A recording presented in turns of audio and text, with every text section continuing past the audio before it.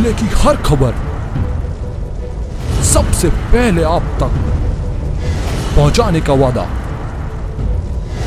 बस यही है एक इरादा। आज ही लगाए अपना पद्मेश डिजिटल सेटअप। नमस्कार, बहुत स्वागत है आपका। आप देख रहे हैं पद्मेश 24/7 कृष्णा संडे के साथ। बुलेटिन की शुरुआत करते हैं हेडलाइन से।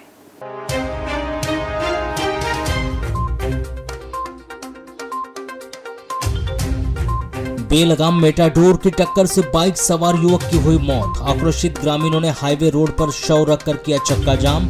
लवादा टोल प्लाजा में तोड़फोड़ कर लगाई आग।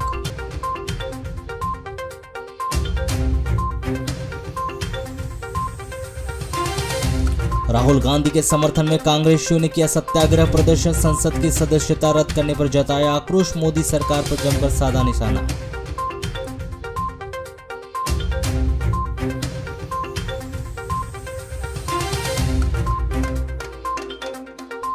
कलयुगी बेटे ने डंडे से मारकर की पिता की निर्मम हत्या। लांजी थाना क्षेत्र के देवरबेली पुलिस चौकी क्षेत्र का मामला।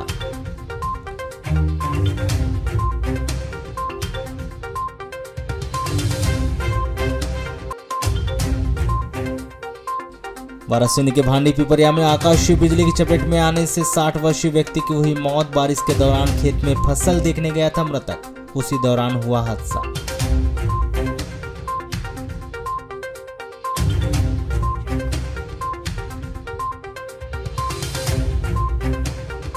वाराणसी वन परिक्षेत्र के वन विभाग के अमले ने 3 नाग सांप का किया रेस्क्यू। अलग अलग स्थानों पर सांपों को छोड़ा गया।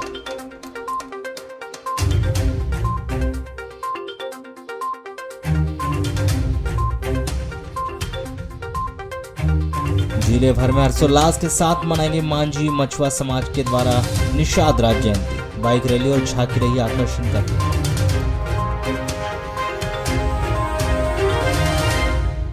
वाराणसी के अंतर्गत ग्राम पंचायत भांडी पिपरिया में 26 मार्च की दोपहर करीब 3:30 बजे बारिश के साथ आकाशीय बिजली गिरने से 60 वर्षीय व्यक्ति की मौत हो गई। बताया जा रहा है कि सूरजलाल ठाकरे अपने खेत में फसल देखने के लिए गए हुए थे। इस दौरान आकाशीय बिजली गिरी, जिसकी चपेट में आने से उनकी मौत हो गई। प्राप्त जानकारी के अनुसार मृतक सूरजलाल ठाकरे 60 वर्ष निवासी भांडी पिपरिया पेशे से किसान थे, जो खेती किसानी कर अपना जीवन यापन करते थे। उन्होंने रबी की फसल लगाई हुई थी, जिसे देखने के लिए वह प्रतिदिन खेत जाया करते थे। इस दौरान आकाश में सूर्य देवता चमक रहे थे, जिससे उमस भरी गर्मी का वातावरण बना हुआ था। परंतु जब सूरजलाल अपने खेत में बैठे हुए थे, तभी अचानक बदली छा गई और हवा तूफान के साथ हल्की बूंदाबांदी भी प्रारंभ हो गई, जो देखते ही देखते बारिश में बदल गई। ऐसे में बादलों की गर्जना के साथ बिजली भी कड़कने लगी, जिसे देखकर सूरजलाल तत्काल अपने खेत के महुए के पेड़ के नीचे बारिश से बचने के लिए खड़ा हो गया। तभी उस महुए के पेड़ पर अचानक आकाशीय बिजली गिर गई और सूरजलाल मूर्छित हो गया, जिस पर आसपास के खेत में खड़े लोग दौड़कर आए तो देखे कि बेशुद्ध स्थिति में सूरजलाल ठाकरे जमीन पर मूर्छित पड़ा हुआ है। सूचना देने पर तत्काल ही संजीवनी 108 को इसकी सूचना मिल गई, परंतु वह समय पर न आने पर ग्रामीणों के द्वारा घटना की जानकारी सूरजलाल के परिवार को देखकर स्वयं के वाहन से शासकीय सिविल अस्पताल वाराणसी लेकर आया, जहां पर डॉक्टरों के द्वारा उन्हें मृत घोषित कर दिया गया। घटना की जानकारी अस्पताल तहरीर के माध्यम से पुलिस को दी गई, जिस पर पुलिस ने आवश्यक कार्रवाई कर शव को सिविल अस्पताल में रखवा दिया गया है। बाइट गिरीश ठाकरे और तरुण सोनेकर। आगामी विधानसभा चुनाव को मद्देनजर रखते हुए आम आदमी पार्टी ने विधानसभा चुनाव में पार्टी के उम्मीदवार को मैदान में उतारने का मन बना लिया है, जिसको लेकर बालाघाट जिले की तमाम विधानसभा सीटों और ब्लॉकों में नवनियुक्त पदाधिकारी और कार्यकर्ताओं का सम्मान समारोह आयोजन कर आगामी चुनाव को लेकर बैठकों का दौर भी जारी हो चुका है। जहां आगामी चुनाव को लेकर जगह जगह बैठक का आयोजन कर कार्यकारिणी का पुनर्गठन और चुनाव की रणनीति तैयार भी की जा रही है। जहां आगामी चुनाव को लेकर जगह जगह बैठकों का आयोजन कर कार्यकारिणी का पुनर्गठन और चुनाव की रणनीति तैयार की जा रही है, जिसकी एक झलक रविवार को नगर के बस स्टैंड स्थित धर्मशाला में देखने को मिली, जहां आम आदमी पार्टी के लोकसभा प्रभारी, ज्वाइंट सेक्रेटरी और लोकसभा सचिव सहित अन्य पदाधिकारियों ने कार्यकारिणी का पुनर्गठन कर पार्टी की सदस्यता लेने वाले नए पदाधिकारी और सदस्यों का फूल मालाओं से स्वागत कर आगामी विधानसभा चुनाव में पार्टी के उम्मीदवार को चुनाव मैदान में उतारने और उसे जिताकर लाने की बात कही। जहां उन्होंने पार्टी संयोजक अरविंद केजरीवाल के निर्देशन में दिल्ली की तर्ज पर संपूर्ण मध्य प्रदेश में विधानसभा का चुनाव लड़ने की बात कहते हुए इस चुनाव में आम आदमी पार्टी के विधायक चुनकर विधानसभा पहुंचाने की बात कही। आज आम आदमी पार्टी के नवयुक्त पदाधिकारियों का सम्मान समारोह कार्यक्रम था। हमारे बालाघाट लोकसभा प्रभारी माननीय शिव जायसवाल जी और लोकसभा के ऊपर में हमारे जो ज्वाइंट सेक्रेटरी है वो गौरव जायसवाल जी और सह सचिव लोकसभा पे हीरालाल पाचे जी का घोषणा हुई है। तो जिले की कार्यकारिणी में हमारे जैसे कि अभी आपको हमारे लोकसभा प्रभारी ने सभी के नाम बताए, जिले की टीम में हमारे साथ एक नाम और उसमें छूट गया है जिसको मैं ऐड करना चाहूँगा। इवेंट इंचार्ज के रूप में मनोज पमरानी जी को नियुक्त किया गया है और बाकी जो जितनी टीमें थी उसके साथ और भी घोषणा होने की बाकी है। आज आम आदमी पार्टी का ये रविवार की शाम 4 बजे के बाद जिले के मौसम में अचानक परिवर्तन देखा गया, जहां तेज हवाओं के साथ जिले सहित अन्य ग्रामीण अंचलों में भी झमाझम बारिश हुई। इसी बीच बस स्टैंड स्थित बैयर रोड मार्ग पर ऑटो स्टैंड के समीप लगा सांकेतिक बोर्ड तेज हवाओं के बीच धराशायी हो गया। आपको बता दें कि यह सांकेतिक बोर्ड काफ़ी वर्ष पुराना है, जिसके निचले हिस्से में जंग लग जाने की वजह से यह सड़ चुका था। वह घटना के बाद स्थानीय ऑटो स्टैंड के चालकों ने बताया कि विगत 1 वर्ष पूर्व कई बार ऑटो यूनियन संघ के बैनर तले नगर पालिका को इस सांकेतिक बोर्ड के सड़ जाने की जानकारी दी जा चुकी थी, परंतु विभाग के द्वारा इस पर कोई कार्रवाई नहीं की गई। जहां आज यह तेज हवाओं के बीच यह सांकेतिक बोर्ड धराशायी हो गया।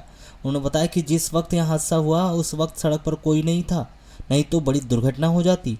वहीं सड़क पर गिरे सांकेतिक बोर्ड से यातायात बाधित हो गया, जिससे घंटों तक मार्ग पर जाम की स्थिति भी बनी रही।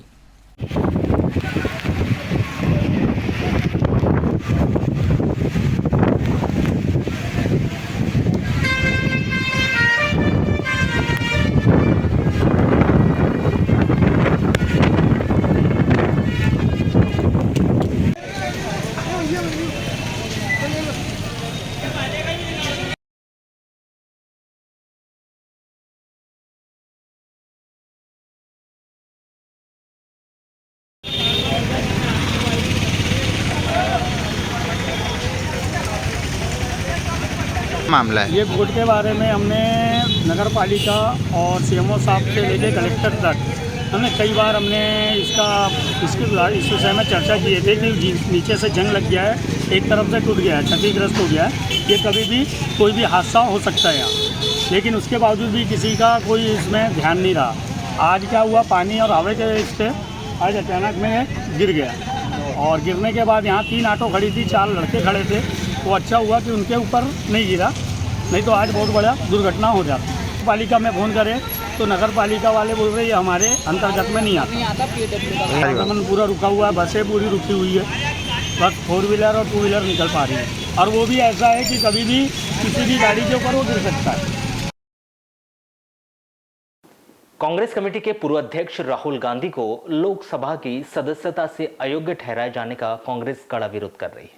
पिछले 2 दिनों से देश भर में जारी इस विरोध प्रदर्शन के दौरान रविवार को पार्टी नेता और कार्यकर्ताओं ने रविवार को इसके विरोध में देश भर में सत्याग्रह किया। आपको बता दें कि राहुल गांधी केरल के वायनाड संसदीय सीट से लोकसभा के सांसद थे। 2019 में उन्होंने मोदी सरनेम को लेकर एक आपत्तिजनक टिप्पणी की थी, जिसको लेकर उन पर मानहानि का केस चल रहा था।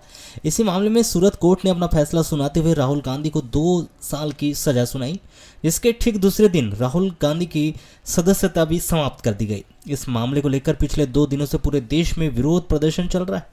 सड़कों पर उतरकर केंद्र सरकार की जमकर निंदा कर रहे हैं। धरना प्रदर्शन और सत्याग्रह आंदोलन कर राहुल गांधी को समर्थन दिया जा रहा है। राष्ट्रीय नेता माननीय राहुल गांधी जी को की सदस्यता लोकसभा से जिस तरह से समाप्त की और जितनी जल्दबाजी में समाप्त की, कहीं ना कहीं ये उसका परिणाम ये जा रहा है कि राहुल गांधी जी जो पूरे देश में भारतीय जनता पार्टी की जो जनविरोधी नीतियां हैं, बेरोजगारी का मुद्दा हो, चाहे भ्रष्टाचार का मुद्दा हो, अडानी का मुद्दा हो, बहुत सारे ऐसे मुद्दे जो जनविरोधी मुद्दे हैं भारतीय जनता पार्टी की, जो देश की जनता की आवाज़ बनकर जिस तरह से लोकतांत्रिक व्यवस्था को खराब करने का काम, ख़त्म करने का काम आज भारतीय जनता पार्टी की सरकार कर रही है। इन सारे मुद्दों को लेकर सड़क से लेकर संसद तक जो राहुल गांधी जी हमारे नेता हैं उसको उठाने का काम कर रहे थे और उसी का परिणाम है कि आज उस आवाज़ को दबाने के लिए भारतीय जनता पार्टी की सरकार ने उनकी सदस्यता बहुत जल्दबाजी में समाप्त करने का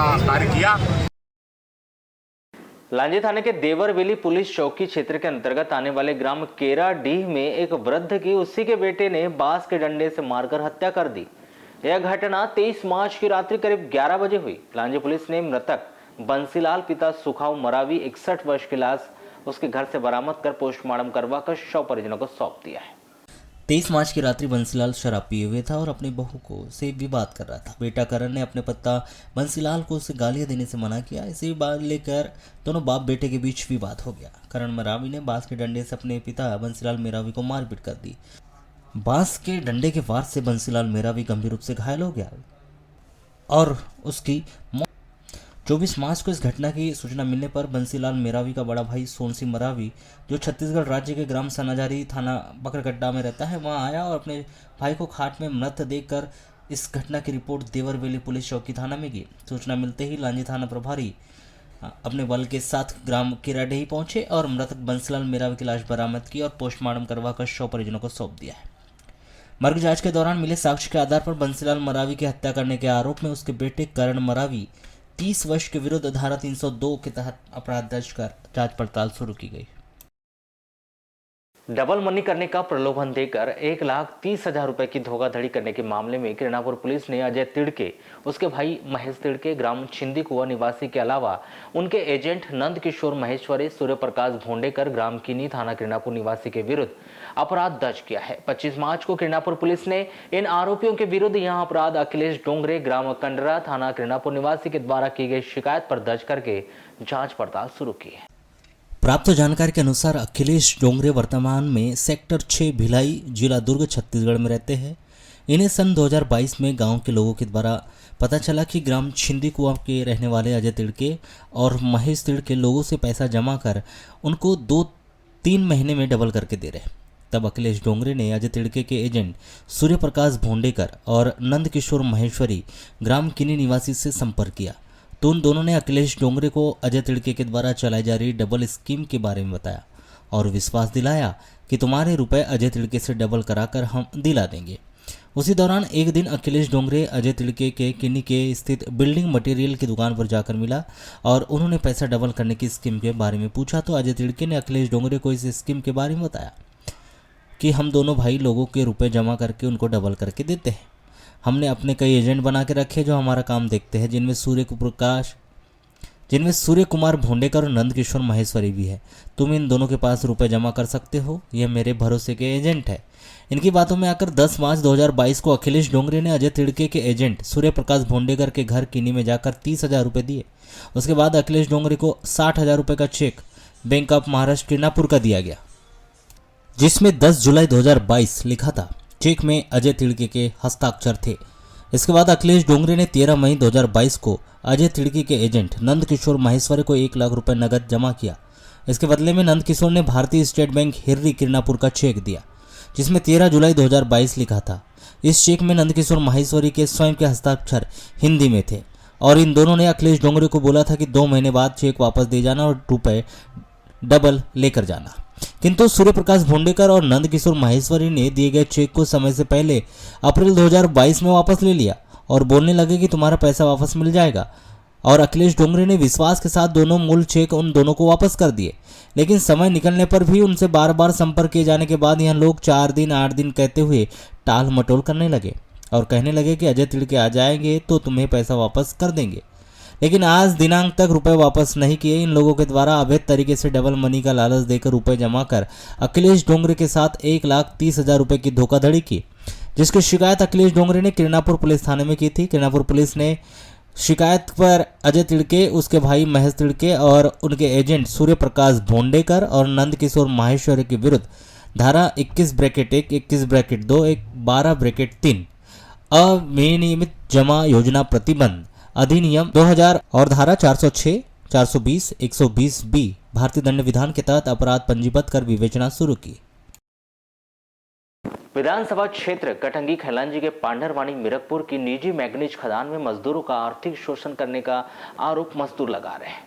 वे अपने साथ हो रहे इस शोषण के खिलाफ यहां के मजदूर 13 मार्च से हड़ताल कर वेतन वृद्धि की मांग कर रहे हैं, लेकिन इन गरीब मजदूरों की अब तक खदान संचालक और प्रशासन के द्वारा कोई सुनवाई नहीं की गई।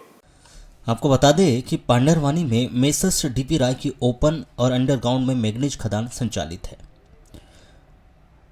हड़ताल कर रहे मजदूरों ने बताया कि यहां काम करने वाले मजदूरों का आर्थिक रूप से शोषण किया जा रहा है। मजदूरों को भारत सरकार श्रम और रोजगार मंत्रालय के अनुसार वेतन नहीं दिया जा रहा है। बीते दिनों खदान में पदस्थ इलेक्ट्रीशियन ने इस बात का विरोध करते हुए वेतन वृद्धि की मांग की तो खदान संचालक ने उन्हें काम से निकाल दिया, जिसके बाद खदान में काम करने वाले तमाम मजदूरों ने अपने साथी इलेक्ट्रीशियन के समर्थन में आकर 13 मार्च से हड़ताल शुरू की है। वहीं बीते मंगलवार को मजदूरों ने खनिज विकास निगम और कलेक्टर कार्यालय बालाघाट पहुंचकर ज्ञापन भी सौंपा। वहीं चेतावनी दी है कि अगर उनकी मांग पूरी नहीं हुई तो वे मीरकपुर बस स्टैंड से लेकर गर्रा चौकी तक चक्का जाम करेंगे और उग्र आंदोलन भी करेंगे। आपको बता दें कि इन हड़ताली मजदूरों को पड़ोसी राज्य महाराष्ट्र के राष्ट्रीय मजदूर मंच ने भी अपना समर्थन दिया है। जब मैंने मजदूरों के हक की यहाँ पे बात की और मिनिमम वेजेस की बात की तो मुझे मिनिमम वेजेस स्किल्ड के हिसाब से नहीं मिल रहा है। मुझे पर डे 323 रुपये पर डे दिया जाता है और बोर्ड पे यहाँ पे स्किल्ड के हिसाब से लिखा कि 829 रुपये मिलना चाहिए। अच्छा। जब मैंने अपनी हक की प्लस मजदूरों की हक की बात की तो मुझे यहाँ पे टारगेट बनाया गया और एक नोटिस थमा दिया गया कि आज से आप ड्यूटी नहीं करोगे। तो आपको ड्यूटी से निकाल दिया गया? ड्यूटी से निकाल दिया। आपके आज यहाँ पर भारतीय मजदूर संघ की टीम, हमारे विभाग प्रमुख राजेश वर्मा जी जो बालाघाट मंडला डिंडोरी के विभाग प्रमुख हैं, मलिक जी, बिटले जी, बालाघाट के अध्यक्ष भाई अनमेश खरे जी, विगत जो 13 तारीख से यहाँ मीरकपुर पांडरवानी माइंस में हड़ताल चल रही है उसको समर्थन देने, उनकी जायज़ मांगों को ऊपर तक पहुँचाने के लिए हम सब उपस्थित हुए हैं। क्या यहाँ अभी तक मजदूरों के साथ कितना शोषण हो रहा है? मजदूरों का शोषण की इंतहा हो गई है यहाँ पर। जैसा आप जानते हैं कि ये ओपन कास्ट और अंडरग्राउंड माइन है यहाँ पर, जिसमें लगभग 400 मजदूर यहाँ पर काम करते हैं, जिसमें हमारी बहनें भी हैं। बहनों का तो इस बुरी कदर के शोषण हो रहा है कि मात्र 500 रुपये सप्ताह की इन्हें दैनिक मजदूरी दी जा रही है। सप्ताह की मजदूरी 2000 रुपये महीने, 66-67 रुपये भी उनका पर डे का नहीं पड़ता है। ना यहाँ पर कोई चिकित्सा सुविधाएं उपलब्ध है। जैसा हम सब जानते हैं कि माइंस एक ऐसे संवेदनशील जगह है जहाँ कभी भी दुर्घटना हो सकती है। यहाँ से फर्स्ट एड भी उपलब्ध की कोई व्यवस्था नहीं है। यहाँ पर 20 किलोमीटर कटंगी के यहाँ हॉस्पिटल हुआ करते हैं। आप सब जानते हैं कि 20 किलोमीटर जाने में विपरीत परिस्थितियों में ना गाड़ी की सुविधा है, ना किसी तरह की कोई मेडिकल एड है। किसी मजदूर का क्या हाल होगा यहाँ से कटंगी पहुँचने में, ना सुरक्षा। लालबरा बालाघाट रोड ग्राम बिरसोला के पास 407 मेटाडोर ने मोटरसाइकिल को ठोस मारकर फरार हो गई। मेटाडोर की जबरदस्त ठोकर से मोटरसाइकिल सवार एक युवक की मौके पर ही दर्दनाक मौत हो गई तो दूसरा युवक गंभीर रूप से घायल हो गया है। मृतक युवक अंकित उइके 22 वर्ष ग्राम बिरसोला निवासी बताया गया। वहीं गंभीर रूप से घायल रविशंकर घट्टे 40 वर्ष ग्राम सूर्या सेरवी थाना लामता निवासी है, जिसे जिला अस्पताल बालाघाट में भर्ती किया गया है। 26 मार्च की शाम 7 बजे करीब यह दुर्घटना उस समय हुई जब दोनों मोटरसाइकिल में बालाघाट से बिरसोला जा रहे थे। इस दुर्घटना से गुस्साए ग्रामीणों ने मौके पर चक्का जाम कर दिया। इस दौरान बालाघाट से लालबर्रा आने वाले और जाने वाले, आपको बताया कि घटना पहली घटना नहीं है। इसके 2 दिन पहले ही 22 मार्च की शाम 6 बजे लवादा टोल प्लाजा के पास कार की ठोकर से साइकिल सवार बिरसोला के ही एक व्यक्ति संतकार पिता तुकाराम अंगोरे की भी मौत हो चुकी थी। अंकित माता पिता व 3 भाई है, जिनमें अंकित सबसे छोटा था। बताया गया कि रविशंकर घट्टे का ससुराल ग्राम बिरसोला का है। नवरात्र पर्व के चलते जवारा कार्यक्रम बिरसोला में होने से रविशंकर अपनी पत्नी और बच्चों के साथ ससुराल बिरसोला आया हुआ था। 26 मार्च को रविशंकर अंकित के साथ मोटरसाइकिल से अपने गांव सूर्या सेरवी आए थे और काम निपटाकर दोनों मोटरसाइकिल में सूर्या सेरवी से बिरसोला आने के लिए निकले थे। शाम 7 बजे करीब बालाघाट से लालबर्रा रोड ग्राम बिरसोला जाते समय ग्राम बिरसोला चौक के पास ही बालाघाट से ओर से तेज रफ्तार से आ रही 407 मेटाडोर ने मोटरसाइकिल को ठोस मारकर फरार हो गई। मेटाडोर की जबरदस्त ठोकर से मोटरसाइकिल में सवार युवक अंकित की मौके पर ही दर्दनाक मौत हो गई तो वहीं रविशंकर के हाथ पैरों में चोट लगने से वह भी गंभीर रूप से घायल हो गया। घटना के दौरान इस मार्ग पर आवाजाही होने के साथ ही दुर्घटना ग्राम बिरसोला के समीप होने से इस दुर्घटना को देखकर ग्रामीण भी आक्रोशित हो गए और ग्रामीणों ने चक्का जाम कर प्रदर्शन कर दिया। घटना घटित होने के बाद ग्रामीणजनों की भीड़ लग गई और उनका आक्रोश बढ़ गया। मेटाडोर चालक की लापरवाही के कारण हादसा घटित हुआ है। इसके बाद उन्होंने शव को सड़क पर रखकर चक्का जाम कर दिया, जिसके बाद पुलिस प्रशासन के द्वारा लोगों को समझाने का प्रयास किया गया, परंतु वे नहीं माने और 407 मेटाडोर के चालक व मालिक को घटनास्थल पर बुलाने की मांग पर अड़े रहे। ग्रामीणजनों के द्वारा बिरसोला चौक में चक्का जाम कर देने के कारण मार्ग के दोनों ओर लंबा जाम लग गया। और मार्ग से आने जाने वाले लोगों को आवागमन करने में परेशानी भी हुई। साथ ही बिरसोला व लवादा के बीच स्थित टोल प्लाजा में गुणवत्तापूर्ण सीसीटीवी कैमरे नहीं होने, राशि वसूलने के बाद भी घटनाकारित वाहन को नहीं रोके जाने से आक्रोशित ग्रामीणजनों ने टोल प्लाजा में तोड़फोड़ कर आग लगा दी, जिससे टोल प्लाजा भी जल चुका है। ग्रामीणजनों के द्वारा चक्का जाम व टोल प्लाजा में आग लगा देने की सूचना पुलिस विभाग के वरिष्ठ अधिकारियों को लगने के बाद अतिरिक्त पुलिस अधीक्षक विजय डावर भी घटनास्थल पर पहुंचे। बारासूनी बालाघाट से पुलिस बल बुलाया गया और श्री डावर के द्वारा आक्रोशित ग्रामीणजनों को समझाने का प्रयास किया गया, परंतु वे नहीं माने और वे अपनी मांगों पर अड़े हुए हैं। समाचार लिखे जाने तक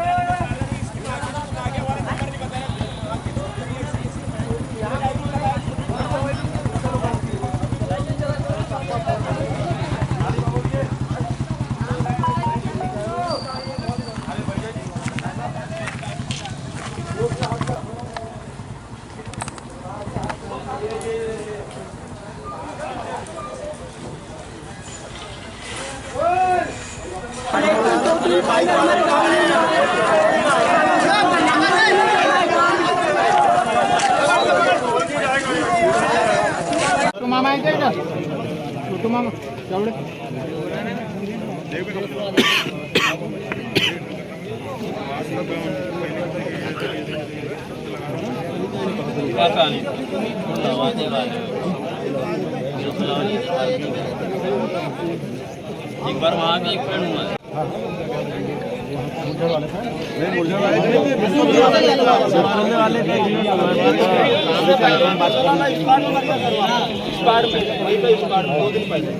मुरझड़ वाले तो एक सप्ताह हो गया।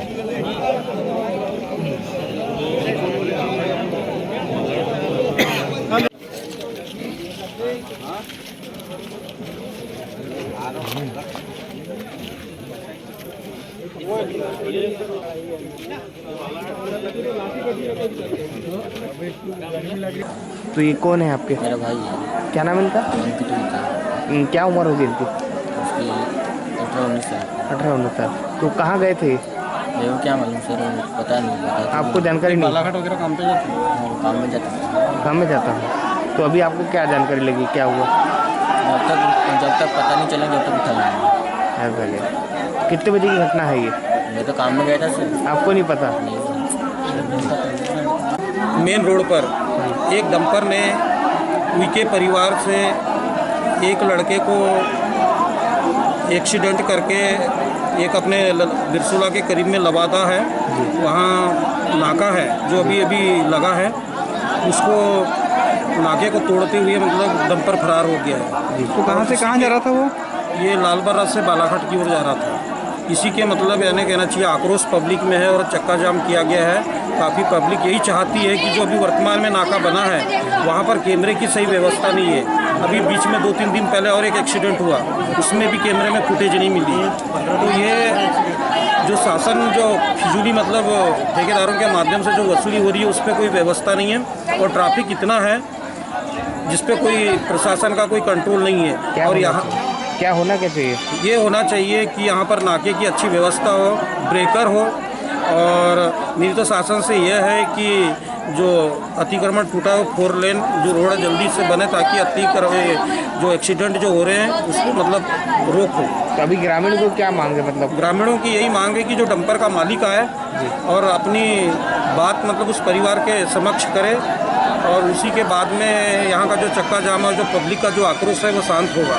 तो लड़का कहाँ का रहने वाला है? ये ग्राम बिरसोले का रहने वाला है और एक बाहर का कोई जवाई था, वो भी सीरियस है, वो हॉस्पिटल में अभी उसको एडमिट किया गया। अन्य राज्यों की तर्ज पर मध्य प्रदेश सरकार के द्वारा पुरानी पेंशन बहाल न करने से अध्यापक शिक्षक संवर्ग खासा नाराज है। जो चरणबद्ध आंदोलन के तहत तरह तरह के प्रदर्शन कर एनपीएस को समाप्त कर पुरानी पेंशन बहाली की मांग पर आमदा है। वर्षों से लंबित अपनी यह मांग पूरी न होने से नाराज पुरानी पेंशन बहाली संघ के शिक्षकों ने रविवार को नगर के सर्किट हाउस में एक बैठक का आयोजन कर कलेक्टर कार्यालय में ज्ञापन सौंपा, जिसमें उन्होंने यथाशीघ्र अन्य राज्यों की तर्ज पर मध्य प्रदेश राज्य में भी पुरानी पेंशन बहाली योजना को तत्काल लागू किए जाने की मांग की। जहां उन्होंने मांग पूरी न होने पर आगामी चुनाव में अपना आक्रोश व्यक्त करने और अक्टूबर माह में दिल्ली में राष्ट्रव्यापी आंदोलन किए जाने की चेतावनी दी। आज जो है पूरे राष्ट्र में हमारे राष्ट्रीय अध्यक्ष विजय बंधु जी के नेतृत्व में राष्ट्र के हर विकासखंड मुख्यालय में आज जो है ज्ञापन दिया जा रहा है पुरानी पेंशन को लेकर के। और बहुत जल्दी जो है हमारा जो है ब्लॉक स्तर जिला स्तर पे कार्यक्रम जो है और प्रदेश स्तर पे राष्ट्रीय स्तर पे जो कार्यक्रम घोषित है उसका प्रचार प्रसार भी हो रहा है। और हम चूँकि अक्टूबर के लगभग जो है दिल्ली में जो है ज़बरदस्त आंदोलन करने जा रहे हैं राष्ट्रीय अध्यक्ष के नेतृत्व में, उसी तारतम्य में आज जो है हर विकास